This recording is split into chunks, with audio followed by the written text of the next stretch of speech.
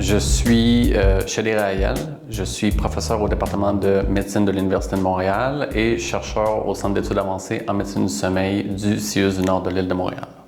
Moi, je m'intéresse à une pathologie du sommeil particulière qui s'appelle le trouble du comportement en sommeil paradoxal, TCSP, ou REM Sleep Behavior Disorder en anglais, RBD. Quand on rêve, on ne bouge pas. On est atonique, on a une paralysie du sommeil. Ça, c'est complètement normal.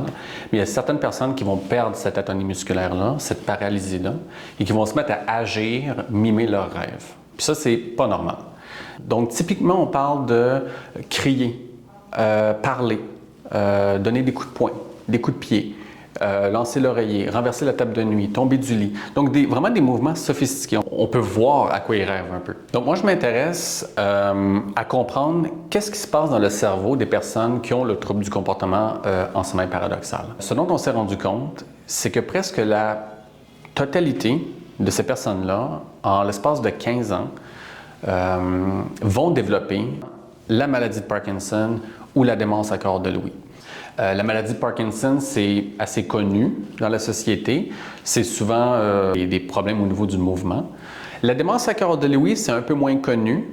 C'est une démence, comme l'Alzheimer, mais causée par une protéine différente de l'Alzheimer, qui s'accompagne de problèmes de mouvement de type parkinsonien, d'hallucinations visuelles, de troubles de sommeil, puis d'une fluctuation de la vigilance, de la conscience. Des fois, la personne est là, des fois, elle n'est plus là, des fois, elle est là 15 minutes, quelques heures, puis là, ça part, puis ça revient, puis tout ça. Donc ça, c'est ce qu'on appelle la démence à corps de Lewy, DCL, et c'est aussi un type de synucléinopathie comme la maladie de Parkinson. On comprend aujourd'hui que ce trouble de sommeil-là, trouble du comportement en sommeil paradoxal, qui a l'air d'être juste une manifestation la nuit, est en fait un signe extrêmement important du développement de ces maladies-là.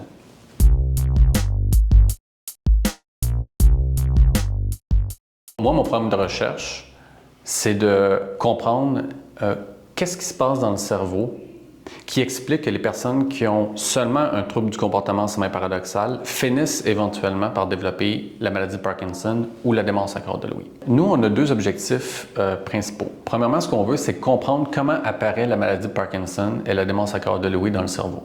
Okay? Aujourd'hui, on ne sait pas vraiment comment ces maladies-là apparaissent. On en sait sur ce qui se passe quand une personne a la maladie de Parkinson. On a des connaissances sur ce qui se passe quand la personne a une démence à corps de Lewy, mais de comprendre comment ça apparaît. Qu'est-ce qui se passe dans le cerveau alors qu'une personne qui est encore correcte finit par développer ces maladies-là, ça, on ne connaît pas beaucoup. Donc, notre objectif, c'est de comprendre ces mécanismes-là et comprendre qu'est-ce qui explique ces mécanismes-là, autant au plan génétique qu'au plan de comment les régions du cerveau sont connectées, que comment ça corrèle avec ce qu'on voit cliniquement chez les patients. Donc ça, c'est un premier objectif. Deuxième objectif, c'est de développer des biomarqueurs pour prédire qui va développer quoi.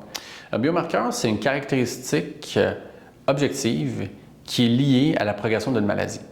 Donc, un biomarqueur va être capable de dire, OK, la maladie est rendue à tel niveau, puis si la maladie progresse, le biomarqueur va aussi progresser. Aujourd'hui, on n'a pas de médicaments pour empêcher l'évolution du trouble comportemental en sommeil paradoxal vers la maladie de Parkinson ou la démence à corps de Lewy. Puis avoir un tel médicament, ce serait un game changer. Donc, on aurait un médicament qui empêche l'évolution, puis ça, c'est extrêmement important. Mais pour faire ça, il faut faire des essais cliniques. Puis quand on fait des essais cliniques, il faut avoir une mesure qui nous dit que la pathologie dans le cerveau, elle est diminuée, elle est ralentie, elle est arrêtée. Puis ce biomarqueur-là n'existe pas en ce moment. Donc, il nous faut un biomarqueur fiable de ce qui se passe dans le cerveau qui puisse nous dire, OK, quand j'ai donné tel médicament à telle personne, le biomarqueur dans le cerveau a arrêté d'évoluer. Et donc, le médicament fonctionne. Puis ça, il n'y en a pas en ce moment. Puis ça, c'est le deuxième objectif de notre labo. Ce qu'on fait beaucoup dans le laboratoire, nous, on est très intéressés par essayer d'appliquer les dernières trouvailles en neuroinformatique, si on veut, sur les cerveaux. Donc, on a des scans de cerveau.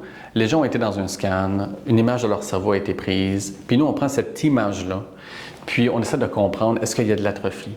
Est-ce que cette atrophie est reliée à ce qu'on sait de la génétique des patients, mais aussi d'autres cohortes? On va chercher tout ce qu'il faut comme outil neuroinformatique pour aller pousser cette connaissance-là avec l'intelligence artificielle, avec de l'imagerie transcriptomique pour comprendre les corrélats génétiques, avec de la connectivité où on recrée l'architecture du cerveau pour comprendre, OK, est-ce que c'est déconnecté? Quelles régions sont déconnectées? Est-ce que les déconnexions sont reliées avec ce qui se passe au niveau clinique? On fait beaucoup de corrélations et de statistiques, évidemment. Puis on fait beaucoup d'analyses multivariées. Puis j'aime bien dire qu'au final, tout ce qu'on étudie, c'est une image. Donc, au bout du compte, là, c'est une image, puis si on zoome sur l'image, ben, c'est des pixels, puis chaque pixel a un petit gris, un blanc, un noir, et c'est cette couleur-là qu'on étudie. Au fond, on étudie de la couleur dans un cerveau pour comprendre ce qui se passe au niveau de la pathologie du trouble comportemental. Moi, j'aime à penser que en comprenant comment le trouble comportemental dans ce même paradoxal évolue vers la maladie de Parkinson et la démence à corps de Lewy, on va comprendre comment ces maladies-là apparaissent et on va trouver un médicament pour empêcher ce développement-là. Si moi j'ai un médicament demain matin qui cible les mécanismes qui seraient plus reliés à la démence à corps de Lewy, je ne pourrais pas donner le médicament à tout le monde. Je vais vouloir le donner à ceux qui vont développer la démence à corps de Lewy. Mais il faut être capable de les identifier. Pour les identifier, il faut un biomarqueur. Puis c'est là-dessus qu'on travaille.